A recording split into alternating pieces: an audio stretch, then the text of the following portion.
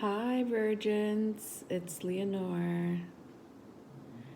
I am making a video for the Virgo collectives. And you know me, you know my MO. It doesn't have to be Sun in Virgo. It could be any placement that has Virgo in your chart, which is could be either Moon, Mercury, Jupiter, Uranus, Pluto, Venus. Okay. I didn't really want to do the Virgo reading today. I was eventually going to do a Virgo reading because your birthday's coming soon. And so I was going to wait a little while to do it. I wanted to concentrate on a couple of other things first, but I was being pushed to read the Virgo collectives. I don't know what's going on, but I did sense a really heavy energy. And I am so sorry, Virgos, if you are going through some type of heaviness in your life. It's the only way I could put it. Something that's weighing you down. And I hope that this reading can help you. But you know me, I need to talk a little bit before I start my reading. So you'll definitely see like a part 2, and hopefully I could finish my reading in part 2. If I have to do a part 3, I will do a part 3. I don't like to stop my readings in the middle of, not sending the message or clarifying the message or messages you need to hear. So my videos do end up having 2-3 parts to it, okay? You could contact me. My information will be in the description box. My Instagram and Facebook pages are up. So let's begin with Virgo. So Virgo, just so you know, I'm recording this August 11th. And there's something special about this date that the astrologers and tarot card community is really, it's called the Lion's Gate. It's a portal. I have spoken about the portal maybe once or twice. And I'm bringing it up because we have a new moon in Aquarius on the 15th of August. And so August 15th, the new moon will be in Aquarius, and Aquarius is the 11th house. One usually represents, well, it does represent the portal, but, I'm a tarot card reader and do research astrology, and so that's what they call it. So, you could definitely Google what the Lion's Gate is all about, but I'm not going to go into that right now. What I am going to go into is you, my virgins. So, Virgo, your birthday starts August 23rd and September 22nd. And you are ruled by the planet Mercury. You do share this planet with Gemini. It is a mutable sign, as well as an earth sign. Your polar opposite, Virgo, is Pisces.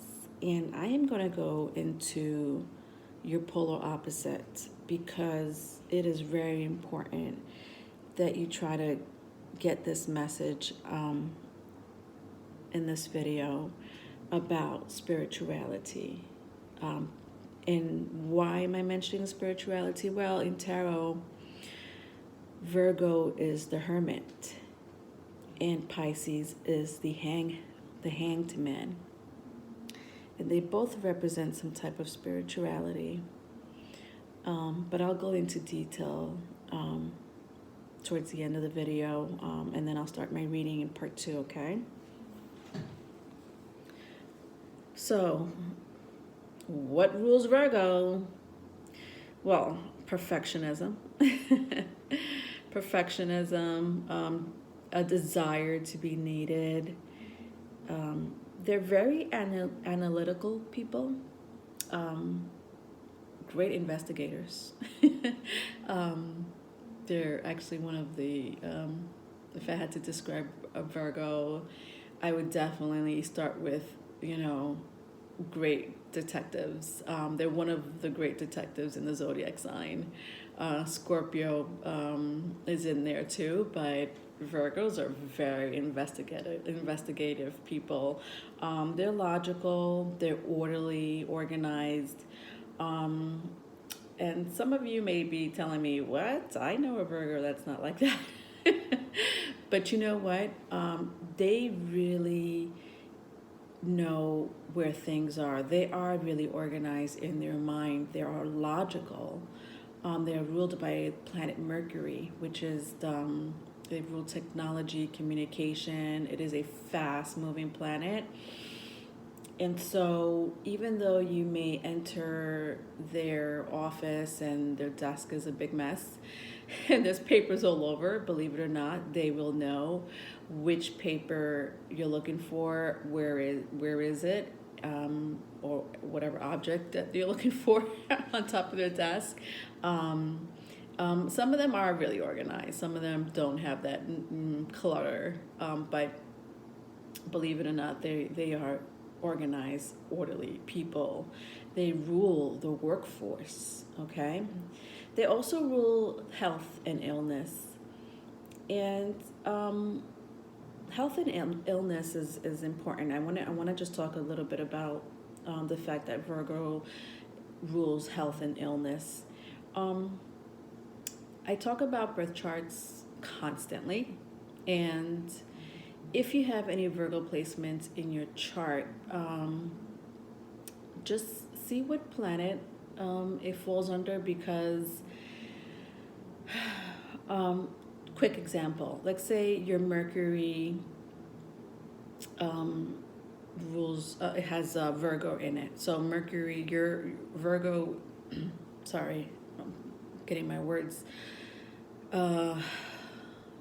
crazy here. Okay. Start all over.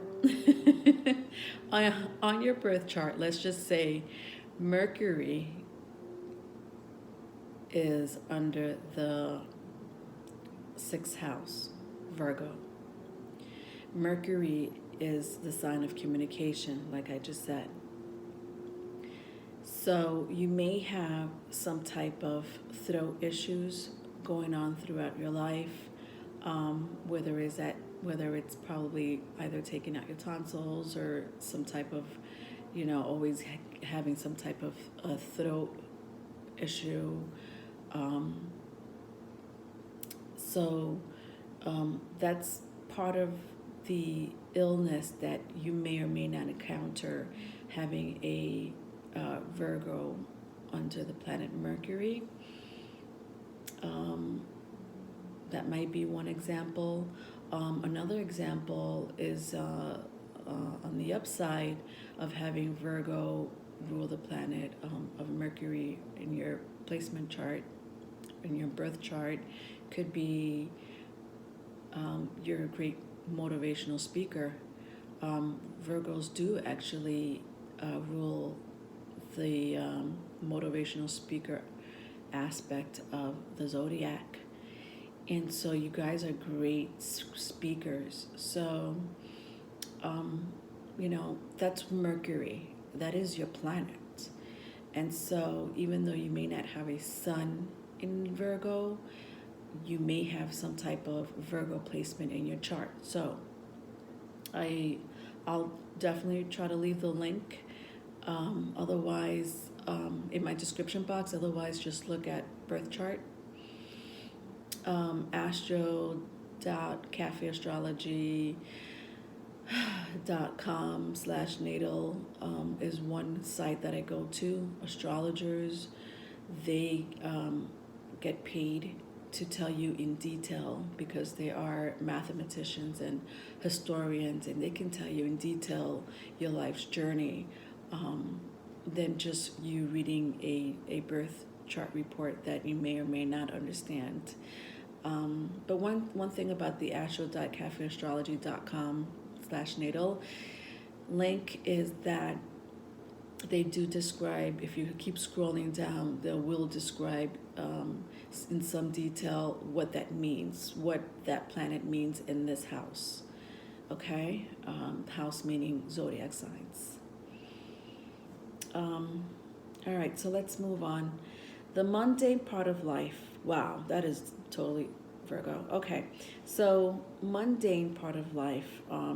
They do rule domesticality, any type of domesticality, the basic necessity of life. Is that mundane? To me it is. But yes, your house definitely has to be cleaned. You have to have a roof over your shoulder. You have to eat. So have food in the fridge.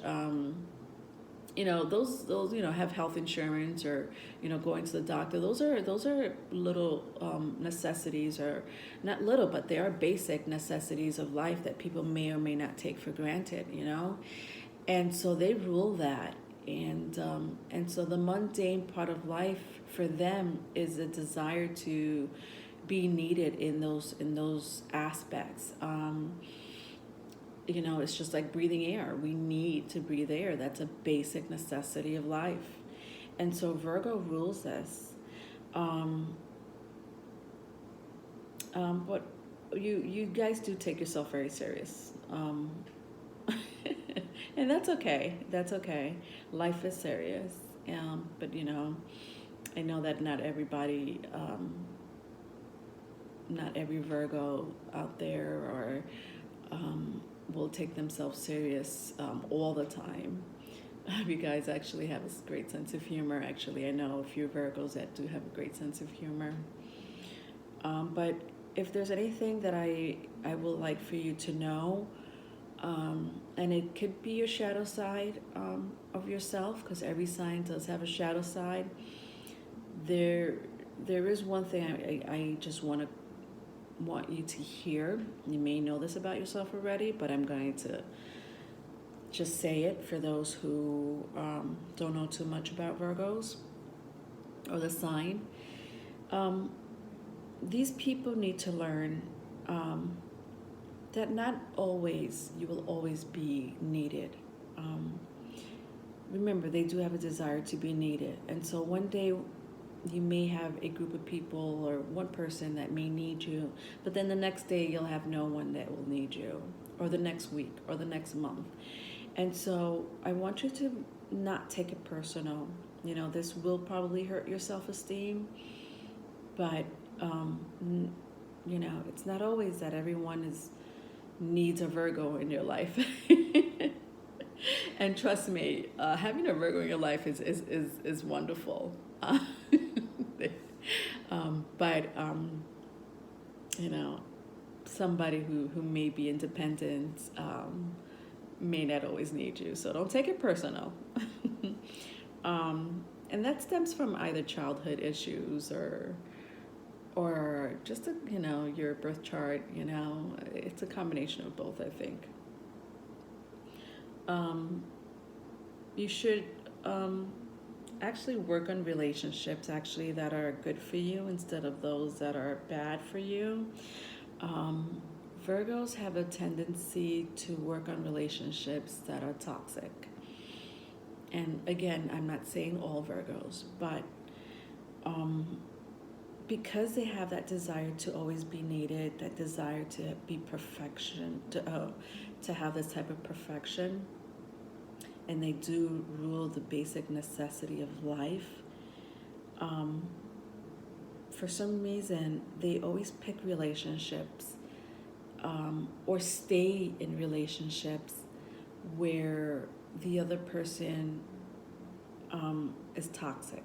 And you take that as a resonate. It could be abusive. They need you because they feel like there's a sense of balance. If they don't have you in your life, they won't know what to do with themselves. So you won't want to be there for that person. But then those relationship that are good for you, those relationships that are probably going to make you happy more than the toxic ones, you kind of discard them or set them to the side. And what you don't know is that, you know, you don't have to fix everyone's problems. You're not there to fix everyone's problems. Um, and if that's what you need, you know, to help your self-esteem, then, you know, I feel sorry because I don't know what that feels like. I know that I love helping people, but I also know when to draw the line, that boundary of like, oh, wait a minute, you're taking advantage of me, and or I don't have the energy to save your life today. Not literally, but you know, like, it's like, I just want you to know you don't always have to be there for those relationships that are not going to go anywhere or help you in any way. Also, you may worry a lot about your self-image, your body. Virgos tend to want to look good on the outside because it makes them feel good on the inside. Is that good? Is that a good thing? Yeah, I think it's a great thing. But there's people that, you know, don't look so good on the outside, and I don't know, take that as a resonate. I don't know. You know your type of people that you attract, and I'm not talking to Virgos. I'm talking to everyone. I see that with Virgos, you take that extra step to really look good on the outside because you feel this sense of empowerment on the inside. And that I'm not saying that's good or bad. I'm just saying don't go overboard. Because remember, Virgo rules the sign of perfection. Okay? And that's all. That's pretty much a lesson I need you to learn on the shadow side of your sign. There is what every sign has a light and shadow side. Okay. Now, of course, I'm going to go into part 2 and probably part 3. So I'll meet you in part 2. I want to talk about the Hangman, and I also want to talk about the Hermit card, because that is your polar opposite. Hangman being Pisces, and the Hermit being Virgo. They have 2 types of similarity, and because I am a tarot card reader, I want you to just get familiar with these 2 cards. Okay, so I will see you in part 2. Thank you.